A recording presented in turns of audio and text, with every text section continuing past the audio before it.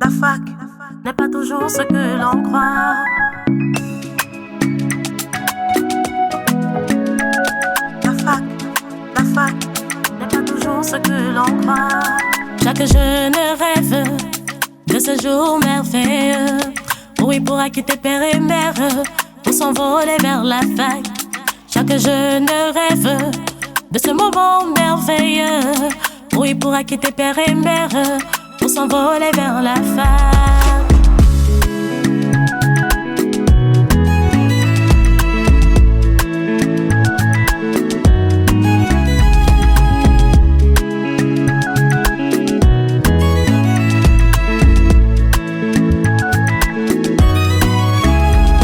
Chaque jeune rêve de ce jour merveilleux où il pourra quitter père et mère pour s'envoler vers la fac.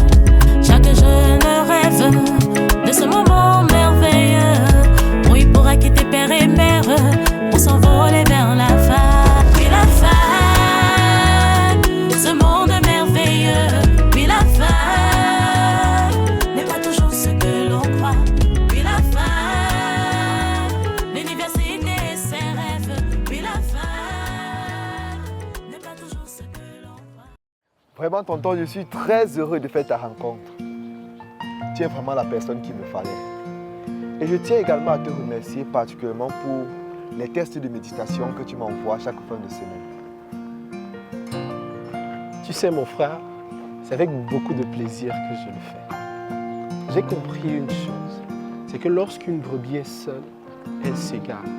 C'est la raison pour laquelle, en tant que chrétien, il est important de ne pas être isolé. Sinon, le diable peut facilement nous égarer et nous éloigner de la bergerie et donc de la vérité. Amen. Amen. Autre chose que j'ai aussi beaucoup aimé sont les études bibliques.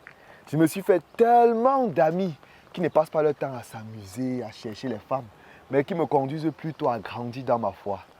Je me sens tellement libre et épanoui. Gloire à Dieu. Le Seigneur est fidèle. Amen, tonton. Amen. Amen. Tu sais, parfois je t'envie. Tu as beaucoup de chance. Né dans une famille chrétienne, fils de pasteur.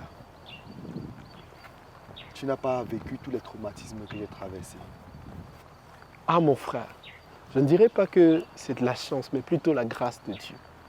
Mais dis-moi, quel traumatisme est-ce que tu as vécu?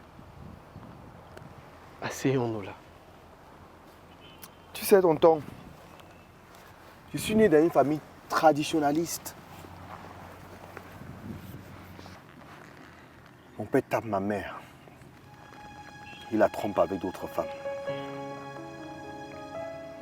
Voilà pourquoi ma mère est toujours frustrée. Elle ne sourit plus à la vie. Elle a pleuré toutes les larmes de son corps. Tonton, d'ailleurs, rends-toi compte que depuis que nous sommes enfants, on part chez le marabout chaque année pour se blinder, disant que c'est pour protéger l'année à venir. Mon père n'accepte pas qu'on prenne un seul voyage sans la consultation des marabouts. Tonton Daniel, tout dans ma famille, toutes les décisions sont prises par les marabouts. Mais j'imagine un peu. Ça ne doit vraiment pas être facile pour toi. Récemment, ça a chauffé en famille, juste parce que j'ai refusé de faire les rites de purification de fin d'année. Car je me souvenais en fait, après avoir échangé avec ton père, il m'a parlé de tout ça et j'ai perdu la paix par rapport à ça. Mais mon père s'est tellement énervé, il s'est mis en colère contre moi. C'est pourquoi je lui ai promis que je le ferais, mais je suis finalement revenu sans le faire. Et comment est-ce que ton père a réagi? Lorsque le marabout lui a fait savoir que je n'étais pas passé par là, il m'a appelé. Il m'a copieusement insulté. Et quand je lui ai dit que ce n'est plus comme ça que je compte mener ma vie, Mon père m'a maudit. Il m'a régné.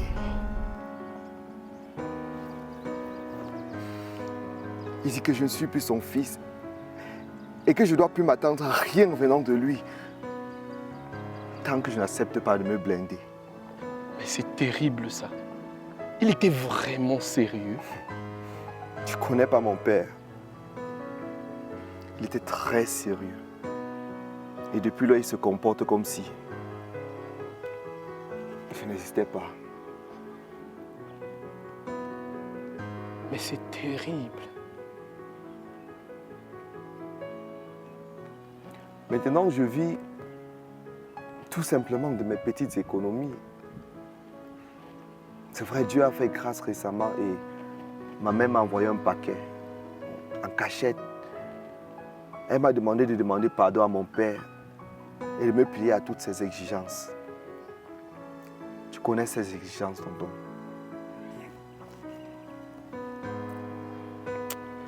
Ta situation est vraiment complexe. Et je pense qu'il serait sage d'en parler avec mon père, car je crois qu'il saura mieux nous orienter. Viens, je crois qu'il est au bureau. Merci, tonton. Merci. Waouh, cette nuisette, waouh, elle est jolie. Et puis cette robe également, je la prends. Tout de suite, je la prends. Waouh. Oui, entrez. Bonjour, professeur. Ah, bonjour, Raoul. Assieds-toi. Merci beaucoup, professeur.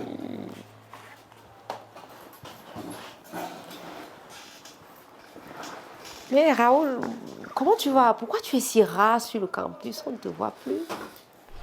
En fait, professeur, depuis j'étais sur le terrain pour la collecte de mes données. Je suis venu aujourd'hui afin que vous approuviez mes résultats pour que je puisse entrer au laboratoire. Depuis plus d'une semaine déjà, je vous ai envoyé ça par mail. Mais Raoul, pour des travaux de terrain, c'est ça qui te donne de t'éclipser au point où même mon cadeau de bonne année, tu n'es pas passé me donner, Raoul. Ne vous inquiétez pas, professeur. Tout à l'heure en venant, j'ai juste oublié ça à la maison. Je vous promets que la prochaine fois, je ne manquerai pas de venir avec votre petit paquet. Raoul, tu es si prévenant, tu es si beau, tu es si doux. Fais attention. Oh, Raoul. Et puis, quand tu parles du cadeau, tout ce dont je désire est juste là, ce cadeau. Sur mes yeux. Madame, je ne vous comprends pas. Qu'est-ce qui vous prend aujourd'hui? Oh, Raoul, tu ne comprends pas quoi? Bon, comme tu fais le bébé, je vais t'expliquer. En fait, mon mari, lui, il est en déplacement pour la France. Je me sens très seule. Et puis, j'ai encore 3 longs mois avant qu'il ne revienne. Et puis, j'ai besoin de tout ceci. Mais, madame... Raoul, tu bégayes quoi? Regarde. Pauvre Tsavak. Ne suis-je pas belle avec toutes ces formes? Et puis, tous les hommes, je dis bien tous, rêveraient d'avoir une seule nuit avec moi dans mon lit. Ah, Raoul. Ne vous méprenez pas, madame. J'en suis vraiment flatté, je vous assure. Arrête-moi ces discours. Mais je ne peux pas faire ça. Vous êtes une femme mariée. En plus de ça, moi, je suis chrétien. Ah, Raoul, arrête-moi avec ce christianisme. Je te rappelle, Raoul, moi, je suis ancienne d'église. En passant. Bon, de toutes les façons, Raoul, tu sais, quand je veux quelque chose, je l'obtiens toujours. Et donc, toi, tu veux ce papier, la thèse de doctorat, dans cette université. Ah, Raoul. Alors tiens, là c'est l'adresse de l'hôtel par rapport à demain. Ah, surtout, viens bien habillé, bien parfumé. Toi et moi, on va passer des moments inoubliables, Raoul. S'il vous plaît, madame. Raoul. Chaque jeune rêve J'attends de ce jour un autre rendez-vous. merveilleux. Tu peux le dire. Oui, pourra quitter père et mère pour s'envoler vers la fin. Chaque jeune rêve de ce moment merveilleux. Oui, pourra quitter père et mère Mais pour s'envoler tu vers m'avais la dit qu'il y a fin. un professeur là qui te fait la cour, non? Appelle-le, tu dis que tu as besoin de 200 000 pour ton loyer. C'est simple. Donc tu crois qu'il va me donner 200 000 comme ça, sans rien demander en retour? Mais tu lui donnes ce qu'il veut. Non, ne fais pas moi le genre de choses là, surtout avec les professeurs là. Ce sont tous des sorciers. Ils veulent te mettre quelque chose dans le ventre là-bas. Non maman, je refuse. Mamie Sainte n'y touche. Et qui est? Tu ne manges pas? Non, je n'ai pas ma faim. Toute cette histoire-ci, ça m'a coupé l'appétit. Donc j'ai pas faim. Bon appétit à toi.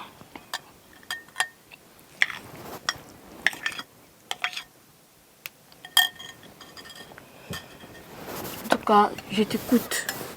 Tu n'as pas une autre solution à me proposer? Dans ce cas, il te reste qu'à frapper ta famille. Comment ça? Tu appelles tes parents, tu leur dis que le professeur impose un bord.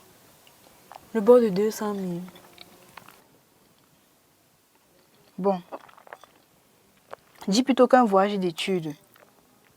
Que le professeur impose un voyage d'études à tout le monde. Et que si tu ne payes pas, tu vas échouer. C'est intéressant, mais 200 000 pour un voyage d'études, c'est pas beaucoup. Tu appelles tous les membres de ta famille, tes oncles, tes tantes, tes ex, tes dragueurs. Tu cotises tout l'argent. Et puis, si ça ne suffit pas, tu appelles ton pâté, tu dis que oh, les bandits t'ont arrêté, et ils ont pris tout l'argent. Et si ça ne suffit pas, il va envoyer l'autre et puis tu vas aller compléter. Yes, so. Et puis si tu sors souvent d'où avec ton genre, avec le genre d'idée là? C'est la force de l'expérience, ma soeur.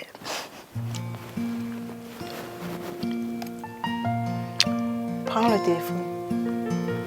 Tu les appelles. Tu sais, ces derniers temps, les gens n'ont pas assez de temps. Ok, je m'y mets.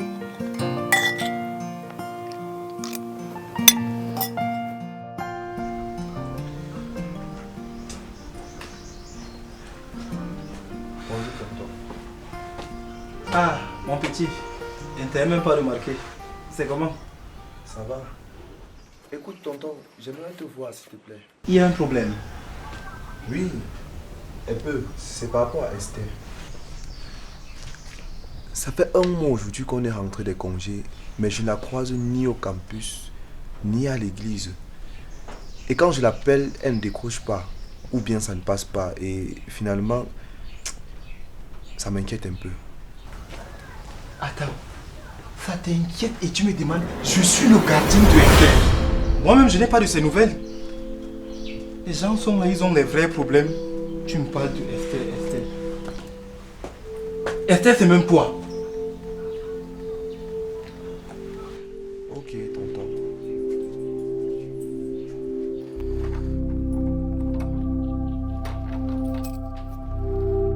Mais qu'est-ce qui m'arrive? Pourquoi tant de malheur? D'abord, Esther avec les problèmes dans lesquels elle veut me mettre. Et maintenant, mon encadreur. Seigneur, aie pitié de moi.